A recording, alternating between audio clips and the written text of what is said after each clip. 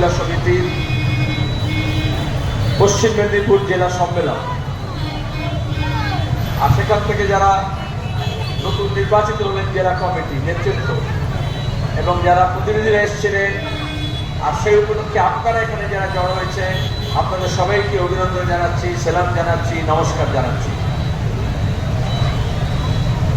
দেবরার মানুষ যেভাবে সহযোগিতার হাত বাড়িয়ে দিয়েছেন, গণতন্ত্রপ্রিয় মানুষ, এখানকার শ্রমিক, দোকানদার, দোকান কর্মচারী, ক্ষেত মজুর, শিক্ষক, মধ্যবিত্ত মানুষ,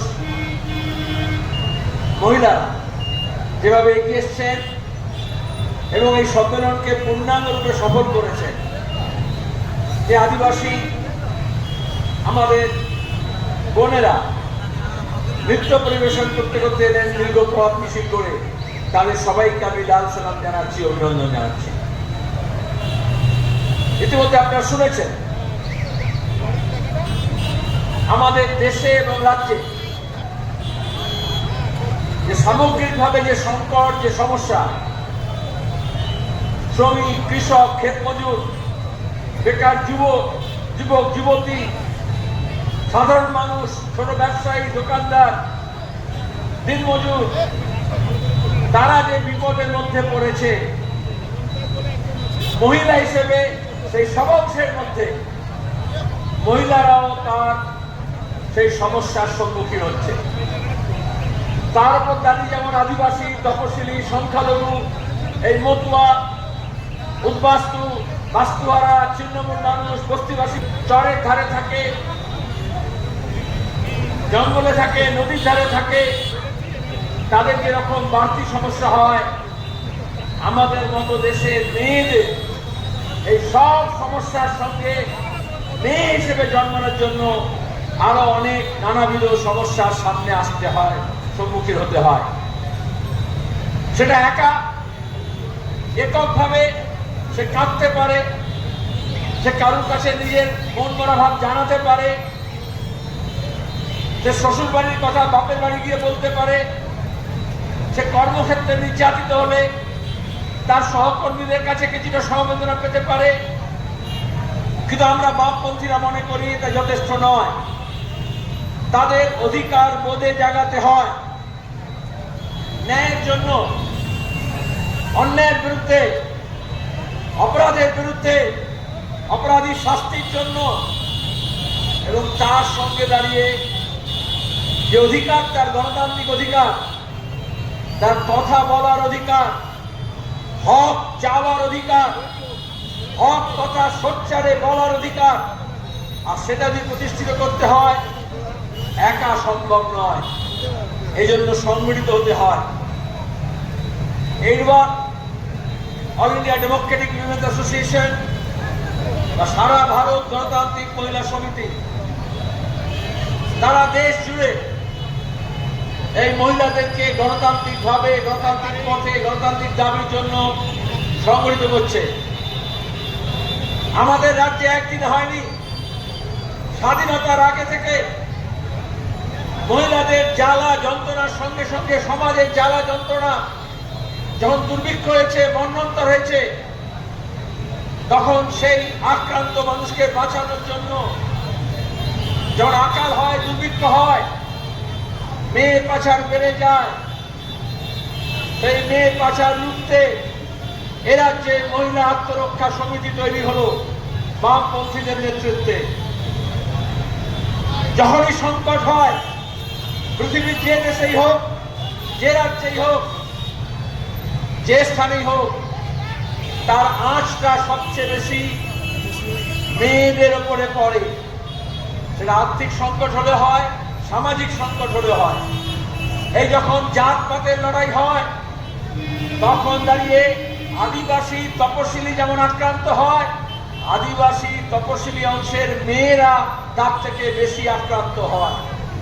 দাঙ্গা হাঙ্গামা যখন হয়, সবচেয়ে বেশি বিপদে পড়ে এই সব কটা যত কমিশন হয়েছে স্বাধীন ভারতে দাঙ্গার জন্য, সব কমিশনের রিপোর্ট আছে। সবচেয়ে বেশি মানসিক, শারীরিক, আর্থিক সংকট এবং যন্ত্রণার মধ্যে পড়ে আমাদের দেশের মেয়েরা। আর তারপরে বলা হয় তোরা চুপ করে থাক, তোরা মেয়ে হয়ে জন্মেছিস, তোদের অত কথা বলার কি আছে। ছোটবেলা থেকে বাচ্চা মেয়েদের বলা হয় তোরা তো বাবু শ্বশুর বাড়ি চলে যাবি, এটা করে না ওটা করে না এরকম করে না। আর এই জন্য দেখবেন এখন যে এসআইআর এর কথা বললো কর্মিকা, আমরা বিহারে দেখেছি এসআইআর এ সবচেয়ে বেশি নাম কাটা গেছে মহিলাদের। বলার সময় রোহিঙ্গিয়া, বাংলাদেশি, উদ্বাস্তু, মতুয়া, মুসলমান, অবাঙালি এরকম অনেক কথা বলা হয়, কিন্তু আদতে যখন বিদ্যুৎ বজ্র যখন পড়ে সবচেয়ে বেশি আক্রান্ত হয় মেয়েরা, মহিলারা। এজন্য মহিলাদের সংগঠিত করার প্রশ্ন, তাদের দাবি দাওয়া নিয়ে লড়াইয়ের প্রশ্ন। আর সে লড়াইয়ের মধ্যে কথা হচ্ছে সমান অধিকার। কাজী নজরুলের ভাষায় সাম্যের গানটায় আমার চক্ষে পুরুষ রমণী কোনো ভেদাভেদ নাই, বিশ্বে যা কিছু মহান চিরকল্যাণ কর, অর্ধেক তার স্মৃতি আছে নারী, অর্ধেক তার নয়। এটা স্বীকার করতে হয় যে এই অংশকে বাদ দিয়ে কখনো কোনো অগ্রগতি হতে পারে না। আমাদের মতো দেশে মেয়েরা স্বাধীনতার পরেও অনেক অধিকার পেয়েছে, কিন্তু সমান অধিকার পায়নি। এমনকি বড় বড় কোম্পানির মালিক সে যদি মহিলা হয় তাহলে পুরুষতান্ত্রিক সমাজে বলবে, যদি কোনো পরামর্শ দেয় বলে আরে ও তো মেয়ে, মেয়েরা কি বোঝে। পরিবার থেকে, প্রশাসন থেকে যদি সরকারি অফিসার হয়ে যায়, আইপিএস হয়ে যায়, ডাব্লিউবিসিএস হয়ে যায়, আইএস হয়ে যায়, তাহলে মহিলা হিসেবে তাকে এই সংকটের সম্মুখীন হতে হয়। আর এই জন্য বামপন্থীরা বলে যে মেয়েদের লড়াই, মেয়েদের দাবি শুধু মেয়েদের না। কারণ সমাজ যদি এই সমস্ত কুসংস্কার, পেছিয়ে পড়া ধ্যান ধারণা তার থেকে যদি এগিয়ে না আসে, ভেঙে না আসে, তাহলে কিন্তু শুধু মেয়েরা একাকী তার এই সমস্যার সমাধান করতে পারে না। রামমোহন রায় যদি না এগিয়ে আসতেন তাহলে সতীদাহ প্রথা বন্ধ করা এত সহজ হতো না। বিদ্যাসাগর যদি না এগিয়ে আসতেন এই মেদিনীপুর, বিদ্যাসাগরের জন্মস্থান এই জেলা, তাহলে মেয়েদের শিক্ষার প্রশ্ন, বিধবা বিবাহের প্রশ্ন, তাদের স্বাধীন চিন্তার প্রশ্ন, একজন সমান নাগরিক হিসেবে তাকে ভাবার প্রশ্ন বিদ্যাসাগর আমাদের দেশের মধ্যে প্রথম দেখালেন। একইভাবে আর অনেক মহিষী নারী, আমি বক্তৃতা পালন করবো না, তারা গুরুত্বপূর্ণ ভূমিকা পালন করেছেন। তারা করেছেন বলেই আজকে এই সবাই আপনারা এসে রাস্তার উপরে বসে সভা করছেন।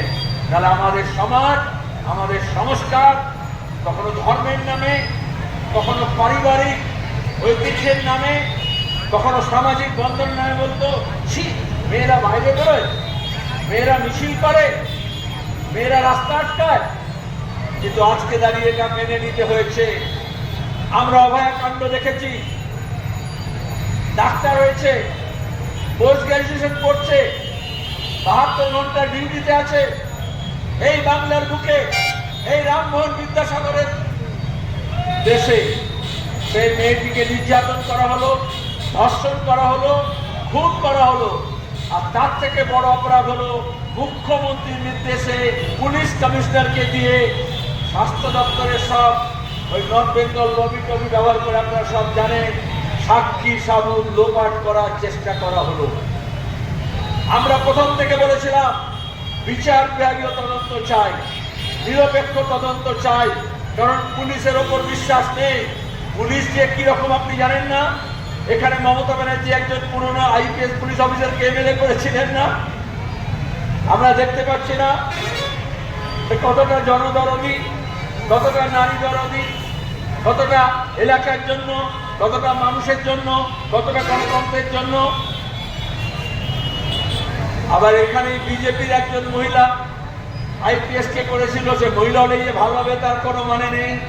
কত মিথ্যা মামলা করেছে, এই মমতাকে মা বলেছিল, আর তারপরে আবার মা মাসি বলে গালাগালও দিয়েছিল। সুতরাং কেউ যদি মনে করে তৃণমূলটা খারাপ, বিজেপি বাঁচাবে, এসব বলেছিল এখানে। আমরা অভয়াকাণ্ডের পরে দেখলাম কলকাতা পুলিশ যা বলল, রাজ্য সরকার তাই বলল, কেন্দ্রীয় সরকার, ইডি, সিবিআই তাই বলল। মোদী, অমিত শাহ ওই মেয়েটির মা বাবা বিজেপির সব বড় বড় নেতার কাছে গেছে, কিন্তু তারা তার সঙ্গে দেখা করেননি। কেন দেখা করেননি? কারণ দেখানোর মতো মুখ নেই। কারণ আজকে এই যে অভিজিৎ গাঙ্গুলি শুনলেন না, এখন বড় বড় কথা বলছে। পাশেই তো এমপি হয়েছে, বিচারপতি ছিলেন, লোকে ভগবান মনে করত। শিক্ষক নিয়োগের দুর্নীতির প্রশ্নে তিনি অনেক কথা বলেছেন। তারপরে বিজেপিতে গেলেন, এখন বলছেন আমি বিজেপিতে গেলাম, কিন্তু বিজেপি তো তৃণমূলের বিরুদ্ধে না, মমতার বিরুদ্ধে না, কেন্দ্রের নীতি কেন্দ্রীয় সরকার চায় না মমতার রাজ এখান থেকে সমাপ্ত হোক। তাহলে অভিজিৎ বাবু, আপনি বিচারপতি আসন থেকে নেমে এলেন বিজেপির কাছে, আপনার স্বাদ পূর্ণ হলো কিনা জানি না, কিন্তু এখন আমাদের অনেক লোকজন বলছে এই দেখো এখন সত্যটা বুঝেছে। আরে সত্য বুঝলে তাহলে জহর সরকার আছেন, মমতার আইএস অফিসার ছিলেন, মমতার এমপি হয়েছিলেন তৃণমূলের, কিন্তু অভয়াকাণ্ডের পরে মনে করলেন এই মিথ্যাচার হচ্ছে, অন্যায় হচ্ছে। তিনি পদত্যাগ করে এসে সাধারণ মানুষের কাছে এসে বললেন আমি অন্যায় করেছি, কিন্তু অন্যায়ের সঙ্গে থাকবো না, আপনাদের সঙ্গে আছি। এখানে হচ্ছে তফাৎ। অভিজিৎ বাবু, এখন অত কাঁদুনি গাইলে হবে না। যদি আপনার সাহস থাকে, আপনি যদি নীতিবান হন, তাহলে বলুন বিজেপি অন্যায় করছে পশ্চিমবঙ্গের বুকে, মমতাকে পুষছে, তৃণমূলের সমস্ত গুন্ডামি মস্তানি দুর্নীতিকে পুষছে, আমি সেই বিজেপির সঙ্গে নেই, বেরিয়ে আসছি। তবে বুঝবো যে আপনি অভিজিৎ গাঙ্গুলি যে বিচারপতি অবস্থায় যাচ্ছিলেন, বিজেপিতে গিয়ে দাগ ময়লা লাগলেও আপনি সেটা ধুতে রাজি আছেন। এইটা হচ্ছে চালাকি। আমি আপনাদের বলবো এখানকার মেদিনীপুরের মানুষকে, যারা মনে করেছিলেন মমতাকে সরাবে, নবান্নকে শায়েস্তা করার জন্য 56 আছে, আমরা এখন দেখতে পাচ্ছি যাহা নবান্ন তাই 56। এই আপনারা মহিলা সমিতি মাইক্রো ফিন্যান্স নিয়ে লড়ছেন, গ্রামে গ্রামে মেয়েরা তারা ঋণগ্রস্ত হচ্ছে। আমরা পঞ্চায়েত চালানোর সময়, কোঅপারেটিভ চালানোর সময় সেলফ হেল্প গ্রুপ আন্দোলন হয়েছিল। বামফ্রন্ট সরকার যখন ছিল তখন আমরা বলতাম টাকা জমা, স্বল্প সঞ্চয়। তার মানে আপনার এত আয় হতো, খরচ করে কিছুটা আপনি জমা করতেন, স্বল্প সঞ্চয়ে গোটা দেশের মধ্যে পশ্চিমবঙ্গ সবার আগে ছিল। আর এখন ঋণগ্রস্ততায় পশ্চিমবঙ্গ সবচেয়ে আগে। কেন ঋণ নেয়? যারা ঋণ নিচ্ছে তাদের আমি দোষ দিচ্ছি না। আবাস যোজনায় টাকা চুরি হচ্ছে, ঘুষ হচ্ছে, 100 দিনের কাজ বন্ধ, আয় নেই, তাহলে ঘরটা সম্পূর্ণ হচ্ছে না। একটা ইনস্টলমেন্ট দিলে 25,000, পরের ইনস্টলমেন্ট পাওয়া যাচ্ছে না। তাহলে মায়েরা কি করে, মেয়েরা কি করে? লজ্জা নিবারণের জন্য বাথরুমটা করতে হবে, ঘরটা করতে হবে, তাহলে কিছু টাকা ধার নিই, কিন্তু ঘরটা শেষ করি যাতে এই শীতে এই বর্ষায় আমার বাচ্চারা ঠিক মতো থাকে। তাহলে সরকার বাধ্য করছে, দুর্নীতি বাধ্য করছে। আর আপনি এড়িয়ে দিচ্ছেন। যেখানে স্বল্প সঞ্চয় আমরা আগে ছিলাম, যেখানে সেলফ হেল্প গ্রুপ তৈরি করতে আমরা আগে ছিলাম, অনেক সেলফ হেল্প গ্রুপের মেয়েরা দল তারা চলে গেল, তৃণমূল দখল করলো। কিন্তু ব্যাংক আর একটা দুর্নীতি, ব্যাংক থেকে তাদের নামে ঋণ নেওয়া হচ্ছে, তারা জানে না, আর বলা হচ্ছে তোমরা ঋণগ্রস্ত।